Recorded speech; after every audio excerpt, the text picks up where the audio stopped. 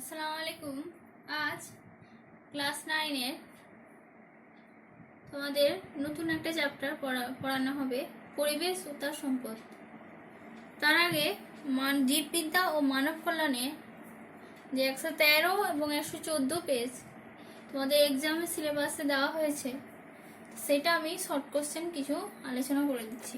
তার আগে কিছু বলি যে অনাক্রমতা ও মানুষের রোগ।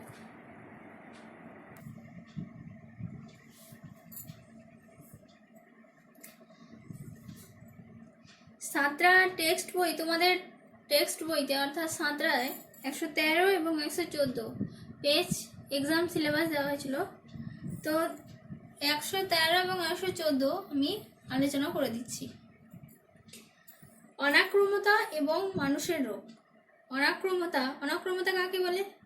অনাক্রমতা হচ্ছে যে আমাদের দেহে ক্ষতিকারক জীবাণু, ভাইরাস বা কোনো টক্সিক পদার্থ যদি শরীরে প্রবেশ করে, তাহলে কি হবে না, আমাদের শরীর ওই টক্সিক পদার্থ, ওই ভাইরাস, ওই রোগকে আটকাবার জন্য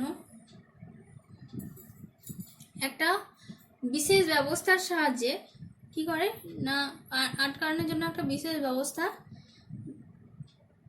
তৈরি করে এবং এই ব্যবস্থার সাহায্যে ধ্বংস করে দেয়, রোগ জীবাণুগুলোকে ধ্বংস করে যায়। এই যে পদ্ধতিতে করে, সেই পদ্ধতিকে বলা হয় ইমিউনিটি বা অনাক্রমতা। তারপরে আছে অনাক্রমতা তন্ত্র।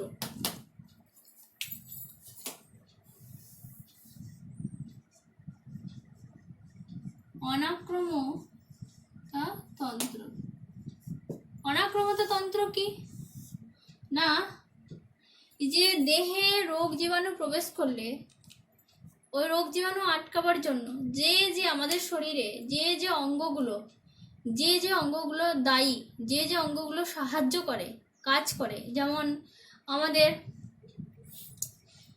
শরীরে মাস্ট কোষ, তারপরে অস্টিওব্লাস্ট কোষ, শ্বেত রক্তকণিকা, তারপরে প্লীহা, যকৃৎ, এই যে অঙ্গগুলো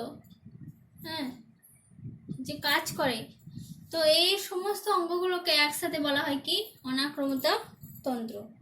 তাহলে যদি বলে যে অনাক্রমতা তন্ত্র কাকে বলে, যে বিভিন্ন কোষ এবং তাদের সমন্বয়ে গঠিত যে তন্ত্র দেহকে আক্রমণের হাত থেকে রক্ষা করে এবং রোগ জীবাণুর ক্ষতিকারক প্রভাব থেকে রক্ষা করে, তাকে অনাক্রমতা তন্ত্র বা ইমিউনিটি বলে। এই অনাক্রমতা বিদ্যার জনক, ইমিউনিটির জনক বলা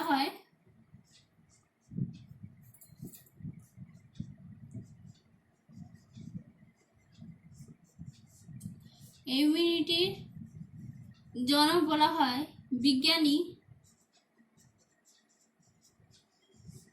এডওয়ার্ড জেনারকে।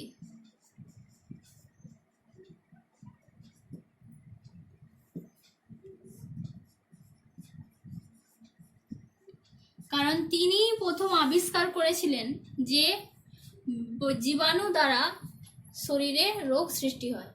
তিনি কিন্তু প্রথম আবিষ্কার করেছিলেন, ওই জন্য এডওয়ার্ড জেনারকে ইমিউনিটির জনক বা ইমিউনিটির ফাদার বলে।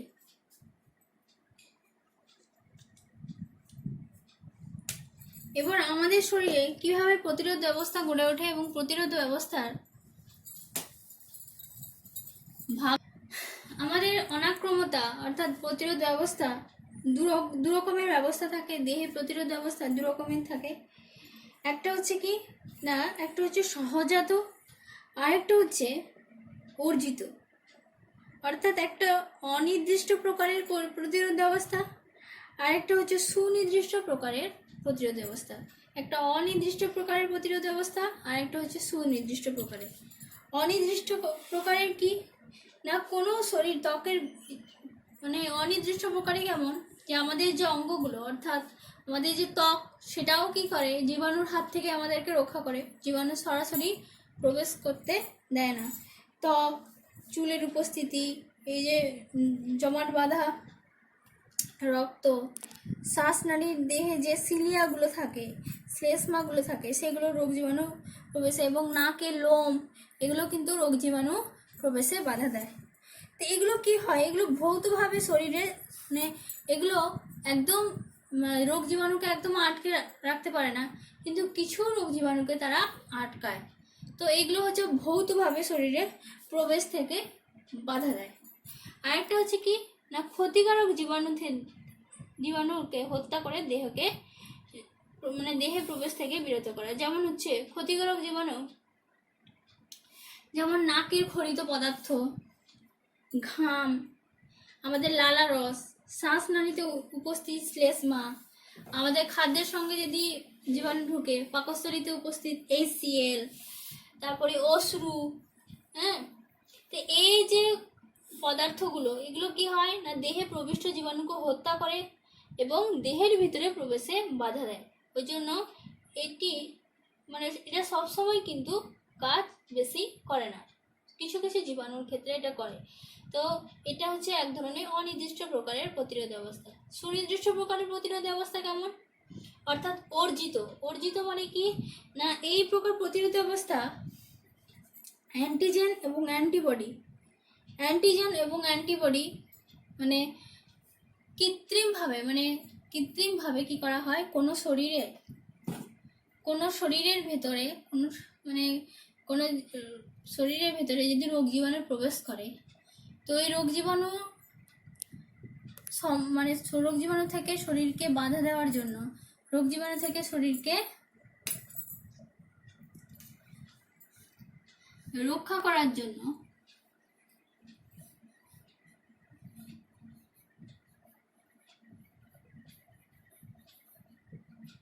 বা অ্যান্টিবডি, ওই সুনির্দিষ্ট রোগের জন্য অ্যান্টিবডি তৈরি করার জন্য কি করা হয়, বাইরে থেকে অনাক্রমতা পুশ করা হয়। যেমন ধরো যক্ষা রোগের টিকা দেওয়া, অর্থাৎ কি না, যক্ষা রোগ থেকে দেহকে রক্ষা করা। এই যক্ষা রোগের টিকায় কি থাকে না, ওই যক্ষা রোগের জীবাণু, নিষ্ক্রিয় জীবাণু থাকে, নিষ্ক্রিয় জীবাণুকে প্রবেশ করিয়ে শরীরকে ওই জীবাণু সম্পর্কে চিনিয়ে ওই রোগের জন্য অ্যান্টিবডি প্রতিরোধ ব্যবস্থা গড়ে তোলা। এটাই হচ্ছে সুনির্দিষ্ট প্রকারের অনাক্রমতা। এরপর আছে যে অনাক্রমতা, যে ইমিউনিটিতে দুটো জিনিস কাজ করে, একটা হচ্ছে অ্যান্টিজেন আর একটা হচ্ছে অ্যান্টিবডি। অ্যান্টিজেন আর অ্যান্টিবডি। অ্যান্টিজেনটা কি,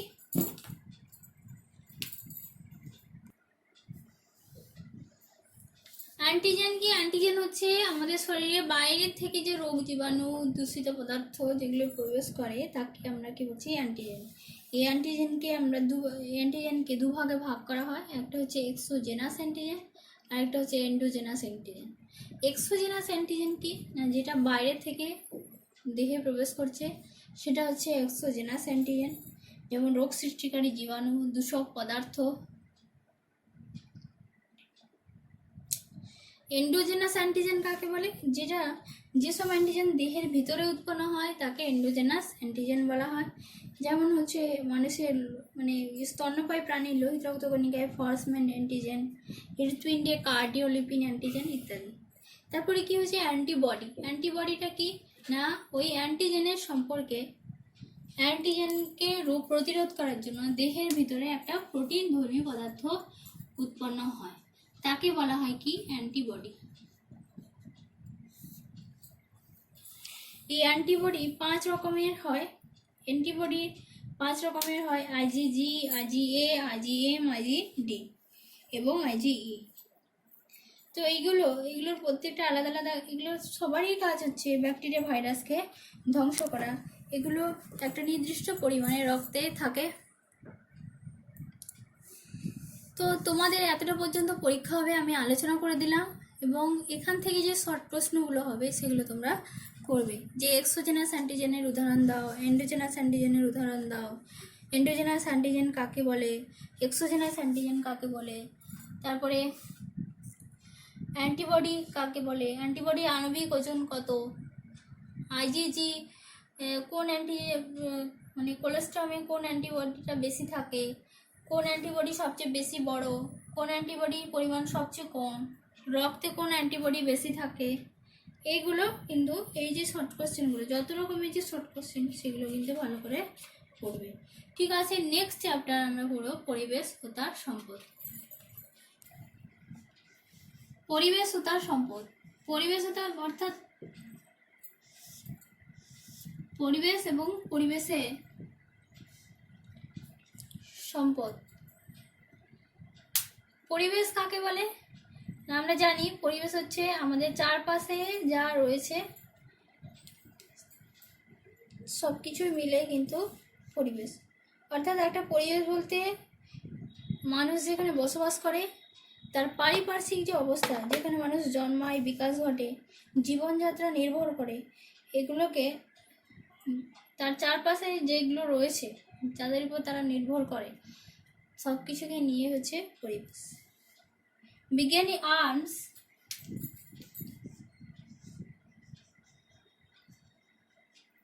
1994 সালে তিনি পরিবেশের একটা সংজ্ঞা দিয়েছিলেন যে পরিবেশ হচ্ছে জীব সম্প্রদায়ের পারিপার্শ্বিক জৈব এবং প্রাকৃতিক অবস্থাকে, জীব সম্প্রদায়ের যে পারিপার্শ্বিক জৈব ও প্রাকৃতিক যে অবস্থা রয়েছে তাকে বলা হয় কি পরিবেশ। তারপরে আছে তোমাদের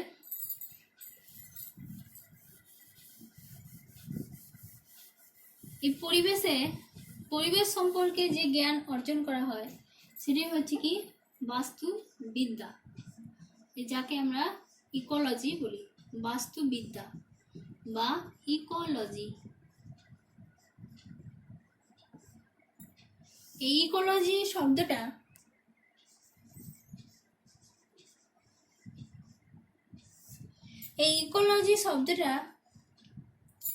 একটা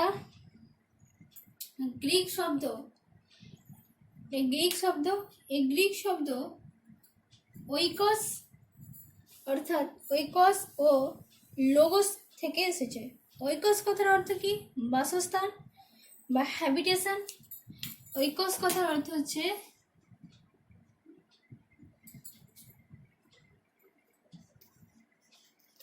হ্যাবিটেশন, আর লোগোস কথার অর্থ হচ্ছে জ্ঞান, নলেজ। এই দুটো গ্রিক শব্দ থেকে ইকোলজি শব্দটা এসেছে। নলেজ অর্থাৎ জ্ঞান। এই ইকোলজি শব্দটা প্রথম ব্যবহার করেন বিজ্ঞানী আর্নেস্ট হেকেল 1866। এই ইকোলজি শব্দটা প্রথম ব্যবহার করেন বিজ্ঞানী আর্নেস্ট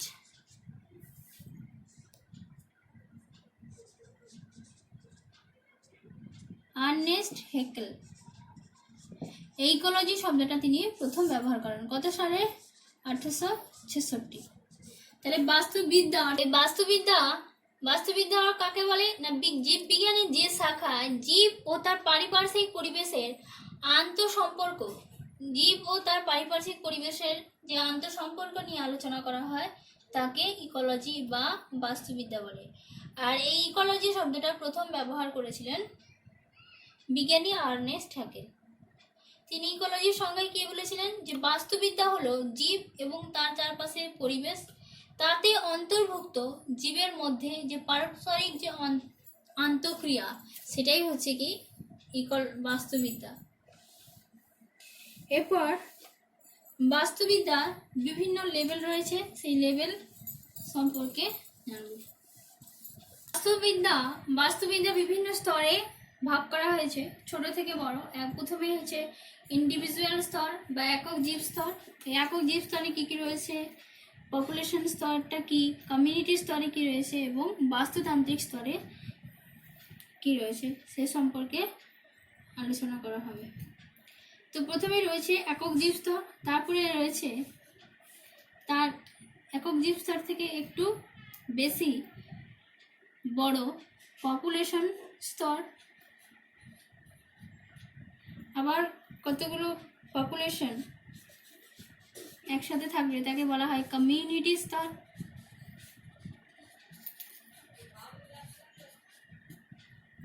তারপরে হচ্ছে কমিউনিটি, অনেকগুলো কমিউনিটি একসাথে অনেক বড় এলাকা জুড়ে, সেটা হচ্ছে বাস্তুতান্ত্রিক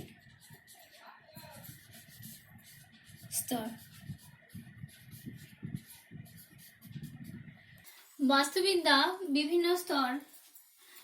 এবং প্রথমে সবচেয়ে যেটা ছোট জীব স্তর হচ্ছে সেটা হচ্ছে একক জীব স্তর, তারপরে হচ্ছে পপুলেশন স্তর, তারপরে কমিউনিটি স্তর, তারপরে হচ্ছে বাস্তুতান্ত্রিক স্তর। যেমন এবং এই যে জীব স্তরের মানে পরিবেশের বা বাস্তুতন্ত্রের ইউনিট হচ্ছে কি জীব। জীব হচ্ছে ইউনিট। এই জীবকে নিয়েই কিন্তু স্তরগুলো কিন্তু তৈরি হয়েছে। যেমন যেমন একটা একটা ঘর একটা দেশের ইউনিট, কারণ একটা ঘর থেকেই শুরু হয়েছে একটা বিশাল বড় দেশ। একটা ঘর, আবার কিছু ঘর মিলে হচ্ছে পাড়া, আবার কিছু পাড়া মিলে থাকে গ্রাম, আবার কিছু গ্রাম মিলে হয় ব্লক, আবার কিছু ব্লক মিলে হয় মহকুমা, আবার কিছু মহকুমা মিলে হয় জেলা, এবং আরও কিছু জেলা মিলে হয় রাজ্য, আবার অনেকগুলো রাজ্য মিলে হয় কিন্তু একটা দেশ। তো এই দেশের একটা ইউনিট হচ্ছে কি জীব। ইউনিট হচ্ছে একটা বাড়ি, সেরকম একটা বিশাল পরিবেশে ইউনিট হচ্ছে কি জীব। এই জীব থেকেই কিন্তু পরিবেশটা শুরু হয়েছে। তো এখানে যে একক জীব স্তর বলতে এখানে একটা জীব ওই পরিবেশে কিভাবে বসবাস করে, কেমন তার আচার আচরণ, এবং কোন পরিবেশে কিভাবে বসবাস করে, কেমন থাকে, কিভাবে অভিযোজন করে বেঁচে থাকে, এটা সেই সম্পর্কে আমরা এই একক জীব স্তর থেকে জানবো। অর্থাৎ একক জীব স্তর আমরা কাকে বলবো? জীব হচ্ছে বাস্তুতান্ত্রিক প্রাথমিক একক ইউনিট, পরিবেশের সঙ্গে তার যে সম্পর্ক এবং তার গঠন, তার শারীরবৃত্তীয় আচরণ, যে আলাদা আলাদা পরিবেশে থাকে, আলাদা আলাদা জীবের গঠন আলাদা, তাদের শারীরবৃত্তীয় আচরণ আলাদা, তার শারীরবৃত্তীয় আচরণ, বিস্তার এবং অভিযোজনের যে পরিবর্তন, এইগুলো নিয়ে হচ্ছে একক জীব স্তর। তারপরে কি পপুলেশন স্তর। পপুলেশন স্তর কাকে বলে?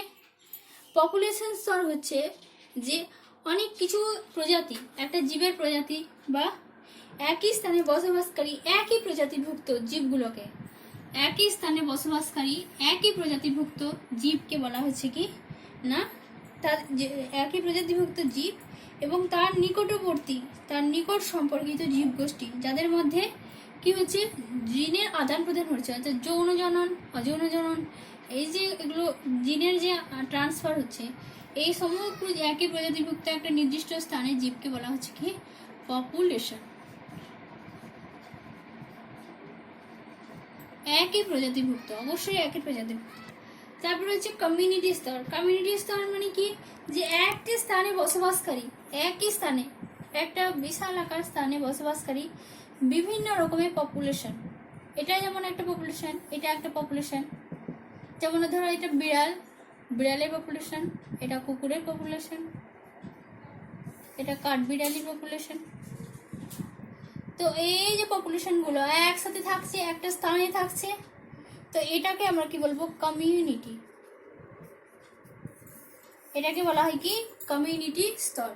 অর্থাৎ সঙ্গে আমরা কি বলবো, যে একটি বসতি স্থানে বিভিন্ন প্রকার পপুলেশন মিলিত হয়ে একটা সংগঠন গড়ে তোলে, একটা বড় সংগঠন গড়ে তুলছে, সেই সংগঠনকে আমরা কি বলছি? জীব বায়োটিক কমিউনিটি, জীব সম্প্রদায় ও কমিউনিটি, জীব গোষ্ঠী। তারপরে আছে বাস্তুতান্ত্রিক স্তর। বাস্তুতান্ত্রিক স্তর আমরা কাকে বলবো? বাস্তুতান্ত্রিক স্তর হচ্ছে যে এই যে কমিউনিটি, বিশাল আকার স্থান, অনেকগুলো কমিউনিটি, বিশাল আকার যে স্থান, তো সেটার যে বাস্তুতন্ত্র হচ্ছে ক্রিয়ামূলক একক, তার যে পারস্পরিক এবং পরিবেশ অন্তর্গত জীবজ অজীবজ উপাদানগুলো একত্রে পরস্পরের যে ক্রিয়া প্রতিক্রিয়া, এগুলো সবগুলোকে নিয়ে হচ্ছে কি বাস্তুতান্ত্রিক স্তর। তো এতটা আমি তোমাদের পড়ালাম। নেক্সট দিন আমি একক জীব স্তর সম্পর্কে পড়াবো। একক জীবস্তর সম্পর্কে আমরা জানবো যে একক জীবস্তর একটা জীবের উপর কি কি জিনিস, পরিবেশের কি কি জিনিস হ্যাঁ কি প্রভাব বিস্তার করে, একটা উদ্ভিদ অর্থাৎ একটা উদ্ভিদ এবং প্রাণীর উপর কি প্রভাব বিস্তার করে, যেমন আলো, উষ্ণতা, তাপমাত্রা, এগুলো কি প্রভাব বিস্তার করে, কেমন ধরনের উদ্ভিদ কেমন ধরনের প্রাণী জন্মায় সেই সম্পর্কে আমরা আলোচনা করব। ততটা পর্যন্ত তোমাদের পড়ালাম। তোমরা যদি বুঝতে না পারো অবশ্যই জিজ্ঞাসা করবে, এবং তোমাদের এক্সাম সিলেবাসে যে সাঁতরার 113 এবং 114 পেজ আছে সেটা আলোচনা করে দিয়েছি। সেখান থেকে তোমরা শর্ট কোশ্চেনগুলো করবে এবং তার আগে রেচনের কোশ্চেনগুলো কিন্তু আমি দিয়ে দিচ্ছি, সেখানে ভালো করে পড়বে। তার সাথে সাথে তোমরা অনুশীলনী করবে এবং টেক্সট বইটাও ভালো করে পড়বে। ঠিক আছে, ভালো করে পড়ো, সামনেই পরীক্ষা, আর প্রত্যেকেই পরীক্ষা দেবে। ঠিক আছে।